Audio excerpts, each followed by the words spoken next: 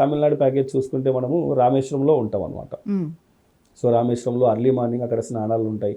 So స్నానాలు అయిన తర్వాత అభిషేకము, దర్శనాలు, వాటికి సంబంధించిన టికెట్స్ అన్నీ కూడా ముందే పర్చేజ్ చేసేస్తారు. సో ఎప్పుడైతే మనం మహారాష్ట్ర చూసుకుంటే, మహారాష్ట్రలో ఉన్న జ్యోతిర్లింగాలలో అన్ని జ్యోతిర్లింగాలు చూస్తూ మనం శివరాత్రి రోజు కృష్ణేశ్వర్ దగ్గరకు వస్తాం అనమాట. సో అక్కడ కూడా ఏంటంటే కృష్ణేశ్వర జ్యోతిర్లింగంలో అభిషేకానికి సంబంధించి ముందే ప్లాన్ చేసేసేసి ఆ రోజు అర్లీ మార్నింగ్ అభిషేకం అనేది కూడా ఏర్పాటు చేస్తాం. ఓకే. సో మరి అన్ని ప్రదేశాలకు వెళ్ళిన తర్వాత అక్కడ ఫుడ్ అనేది కొంచెం ఇబ్బంది అవుతూ ఉంటుంది. సో మన శ్రీశైలం కాకుండా ఎక్కడికి వెళ్ళినా కూడా అక్కడ ఫుడ్ కల్చర్ అంతా వేరుగా ఉంటుంది కదా. సో మనకు ఈ తెలుగు రాష్ట్రాల నుంచి వెళ్ళే వాళ్ళకి ఫుడ్కి సంబంధించి ఒక 2-3 రోజులంటే కాంప్రమైజ్ అవ్వగలుగుతారు. అక్కడ ఫుడ్ టేస్ట్ చేయగలుగుతారు. అంటే వెళ్ళాం కదా, అక్కడ ఉన్న ఫుడ్ ఎలా ఉంటుందో చూస్తారు. కానీ మిగతా రోజుల్లో కొంచెం సిక్ అయిపోతారు. అండ్ ప్రతిదీ కూడా మనం తిరిగి పూజ దర్శనం చేసుకోవాలి, పూజలు చేసుకోవాలంటే ఫుడ్ ప్రాపర్గా లేకపోతే ఇబ్బంది పడుతూ ఉంటారు. సో ఫుడ్కి సంబంధించి ఎటువంటి జాగ్రత్తలు తీసుకుంటున్నారు? ప్రత్యేకమైన సదుపాయాలు ఏమైనా ఉన్నాయా దానికి? ఫుడ్కి సంబంధించి మనం ఎక్కడ ఇబ్బంది పడాల్సిన అవసరం లేదండి. ఎందుకంటే సౌత్ మనం ఆల్మోస్ట్ ఆల్ తమిళనాడు వెళ్తే మన ఫుడ్డే దొరుకుతుంది.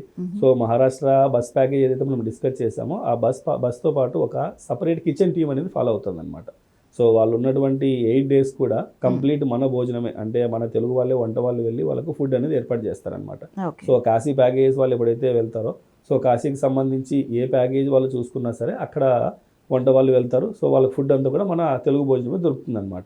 ఒక గుజరాత్, మధ్యప్రదేశ్ ప్యాకేజ్ వెళ్తేనే ఏంటంటే అక్కడ ఉన్నటువంటి హోటల్స్తో ముందే మాట్లాడి మన సౌత్ ఇండియన్ ఫుడ్ వీలైనంత వరకు మనం వాళ్ళకి ఏర్పాటు చేసేలాగా ప్లాన్ చేసి ఫుడ్ అనేది ఏర్పాటు చేస్తాం అనమాట.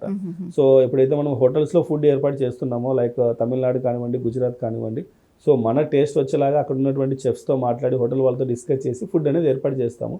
సో అలాగే ఇక్కడ నుంచి ఎవరైతే మేనేజర్స్ వెళ్తారో, టూర్ మేనేజర్స్, వాళ్ళందరూ కూడా ఏంటంటే మన టేస్ట్ వచ్చేలాగా పౌడర్స్ క్యారీ చేస్తారు, పికిల్స్ క్యారీ చేస్తారు.